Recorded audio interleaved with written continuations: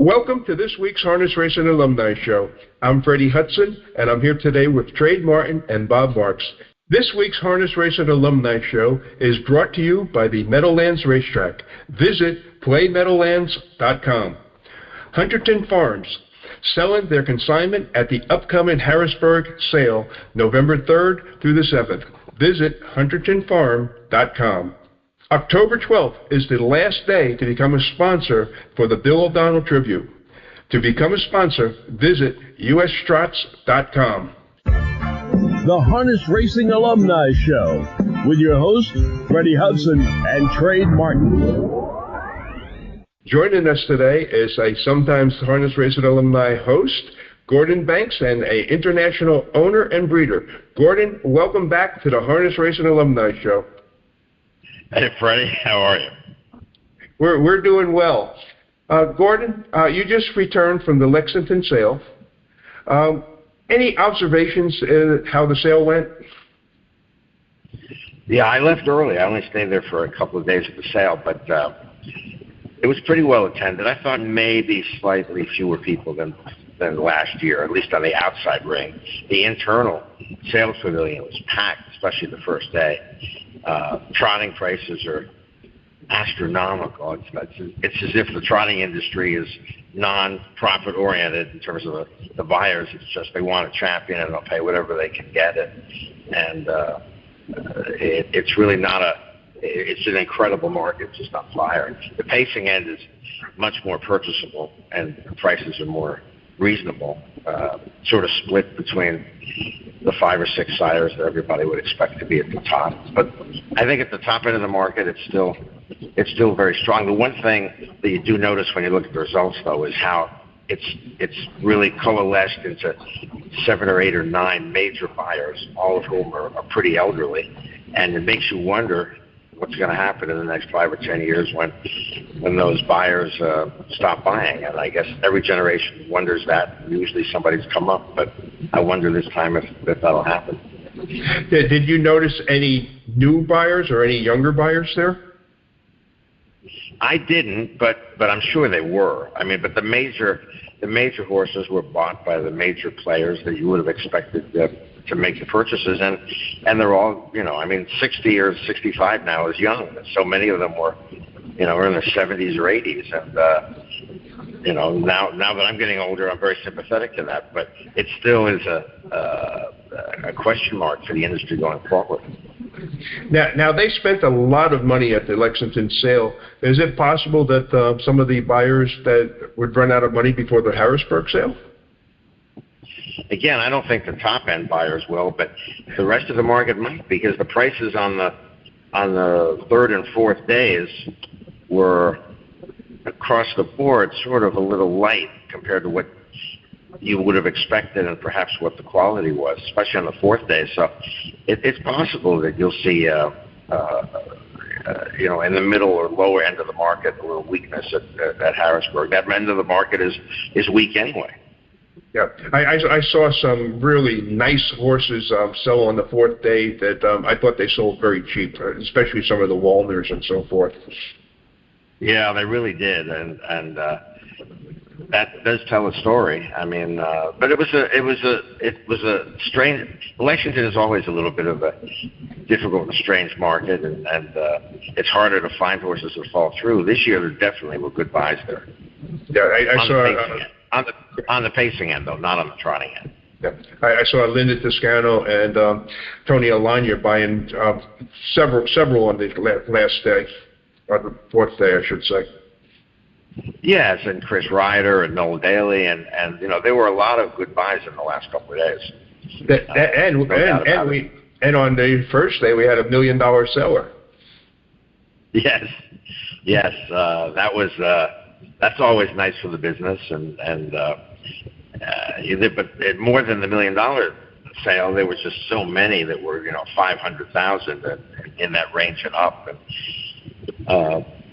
now that's why everybody, I think, almost everybody's gone into partnerships, because you have so many wealthy people in the industry, and they get together, 4 of them, and the horse should be $200,000, and it's going to be $500,000 or $600,000. 2 of those groups want it because it's small money to them when it's a partnership in particular. Right. I was also very pleased to see the way that the King of the North sold over at Lexington, being this is his first crop.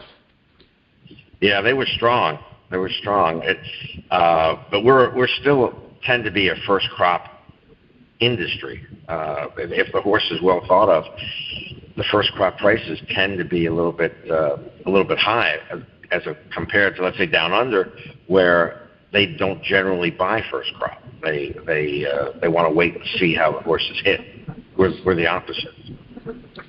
Yeah, correct. Now moving along here, is there any updates on the business plan that you spent several weeks working on? Oh, I'm going to get... I think that was the setup. Yeah. Well, you know, we completed a draft of it, and we're trying to circulate it and see what comes from it. The difficulty is that when we have preliminary conversations with the people you need to support this in the industry, there isn't support.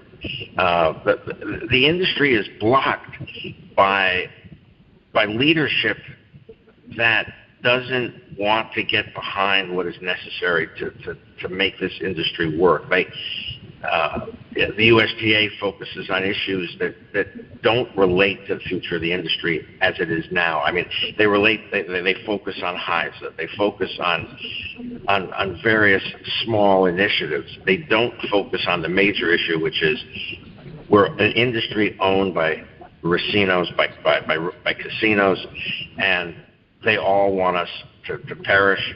And there has to be something that's done proactively to try to turn that around, or all these HISA issues and all these other issues that they're trying to push aren't going to be relevant.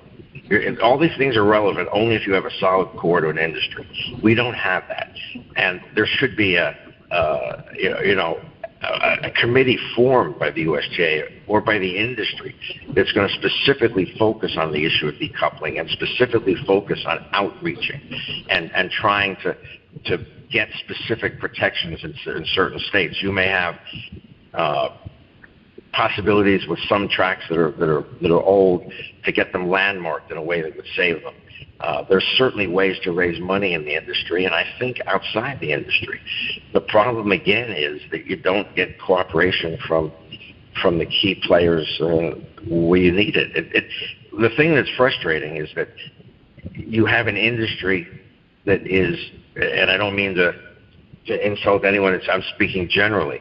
It's an industry that's run by horse people, and it's an industry that shouldn't be run by horse people. You don't have any significant industry that is managed and run by specifically the people that grew up in that industry. You don't have, in general, in the sports field, leagues being run by stars. You have them being run by people that can get the job done because of different expertise. When you go to a business, you go to a company, when IBM was failing, they went outside. You look for specific expertise that's there to address the problems that industry has. And horse racing doesn't do that because it sticks with its own. And it no matter how great you are as a horseman and what accolades you had, what accomplishments you had, it doesn't mean that you can address the business problems that beset the industry and the strategic problems. And we haven't gotten the right people in the right positions to address the issues that have to be addressed to save the industry from really significant decline. Right, and one of the first things that really definitely needs to be done with the United States Trotting Association is that they need the board cut down. They need to get that board down from 60 down to 8 or 12 at the most. That's the first thing that needs to be done. Yeah, but that's like so many things in this industry. That's obvious, but the big board size protects the current management. If you get the board size down, it creates the possibility for change in the organization. They don't want change. They want to protect their jobs for now.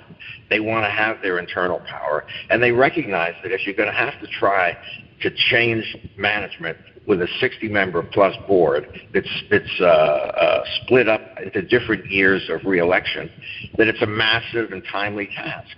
If you had a small board that would be functional, especially with some outside directors like any normal company would have, it wouldn't be protective of the USTA management. It ties into what I was discussing before. Nothing is structured for the betterment of the industry. It's structured for the betterment of certain people who like their jobs, aren't doing their jobs well, and want to protect their jobs. And that's sad, and we're seeing the results of it because nothing is proactively being done to address or help the industry. Yeah. Now, the other thing, Gordon, recently, like the USDA has fined and suspended several prominent breeders and owners for drug-related fines. What are your thoughts on that? Oh, you really trying to get me in trouble? Oh, I'm not for that. I think that what Diamond Creek and what Eric Cherry did perhaps was unwise, and I think if you ask them, they probably would regret what they had done. But was it something that should have been addressed the way that it was? I think most reasonable people would say no. Those are people that are crucial to our industry, that have done a tremendous amount for our industry, and perhaps exhibited bad judgment in the instance. But really what the USDA should have done, and I know because I'm friendly with Eric, and I know that they did not really try to settle the Eric Cherry issue quietly and in the right way. I mean, if Eric, in the breeding end of the business, assumed, perhaps incorrectly, that what he was doing was okay, and the USDA discovered that they didn't like what they saw, they had to pick up the phone. They had to say, Eric, look, you're doing something that's wrong. You've done a lot for the industry. We don't see any benefit in publishing this. Let's come to an internal agreement as to how you're going to rectify it, and that you won't do it again. It could have all been done. Same with Diamond Creek. There's no need to pick on people who, by the way, happen to be major breeders especially in a state competitive with Hanover Shoe. And I just leave the implication there. I'm not making an accusation, but again, it's a bad look for the sport. It's a bad look for Hanover. It looks as if the USGA is going after people that are breeding in competition with Hanover. And certainly the problem in the industry isn't that breeders are hidden. They're not racing. If we have a racing issue, we have a drugging issue. There are multiple trainers that everybody knows are drugging, and nothing is being done about those trainers. Instead, they focus on breeders. Nothing could happen to endanger racing because of an improper alliance of breeders, because that horse eventually has to get registered. And if the racehorse can't be registered, the harm can't be done to the racing end of it. So really, it was just sort of a personal attack on Diamond Creek and Eric Cherry that didn't serve anyone's interest. But Gordon, wasn't it after the facts, though? Weren't they disassociated with Zurich at that particular point? And they were going on, their information. It wasn't current. It was old information. I don't know all the details.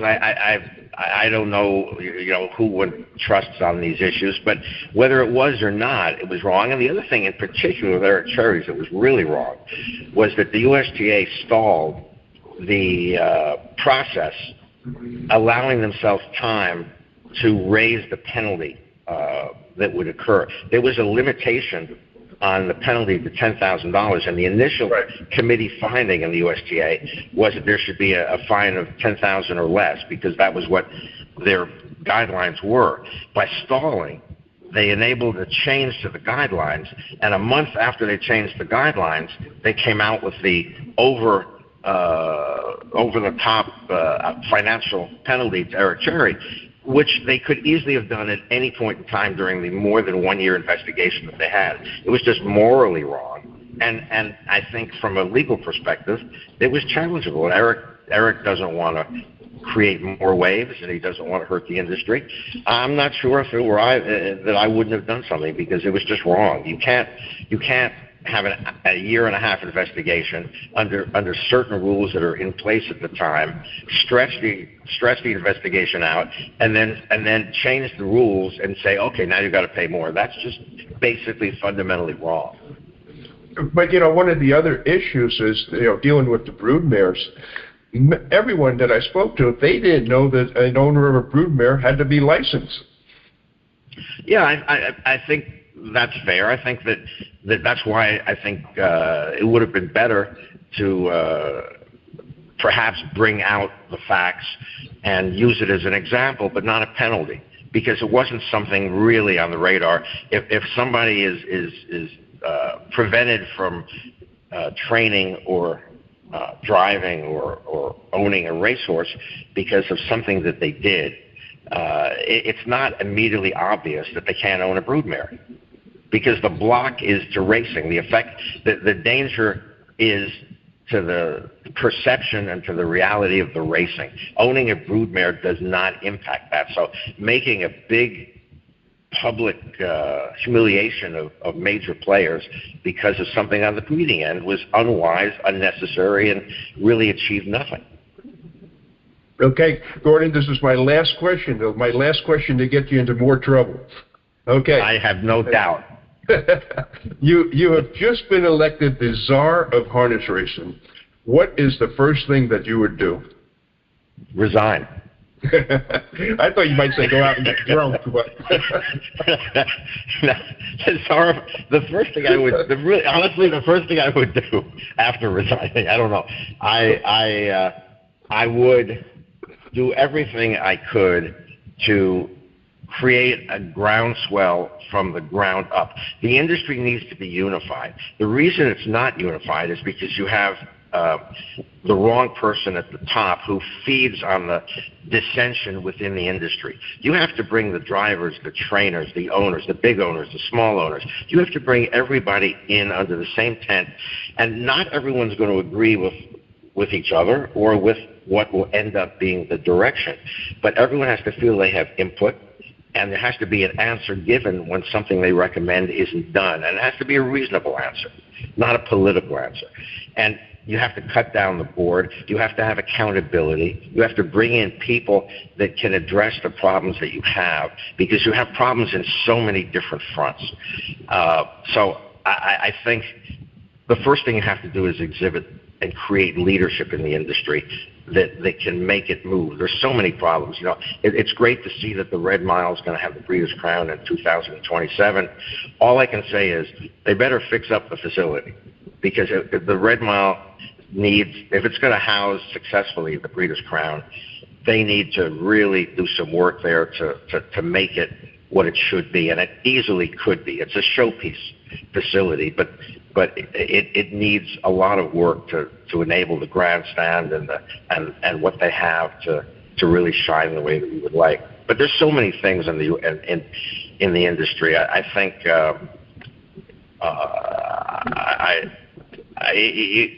that's why I start with the big picture, because I think what our industry has done is always look at the small picture, look at the trees and lose vision of the forest. I think you have to start with the big picture. Know where you want to go with the big picture. Look at the 6 or 7 big picture issues that are a problem. The casino ownership, dwindling attendance, dwindling handle, sort of boring races, a weakness in the middle and lower markets. You have so many different issues. You've got to pick 5 or 6 major ones and really attack them, but do it in a unified fashion. That's the real key. And nothing can get done now, because you speak, whatever initiative you're going to try to create, it's going to have half the industry support it and half the industry oppose it, and the head of the USJ is going to push that division.